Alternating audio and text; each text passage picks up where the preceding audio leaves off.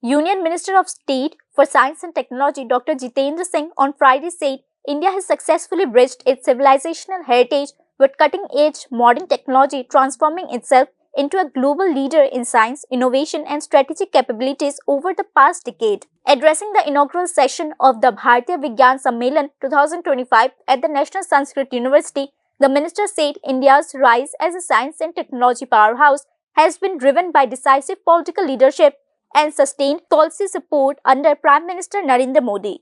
Highlighting India's innovation growth, the minister said the country's startup ecosystem has expanded from just 300 to 400 startups in 2014 to nearly 2 lakh today, placing India among the top 3 startup hubs globally.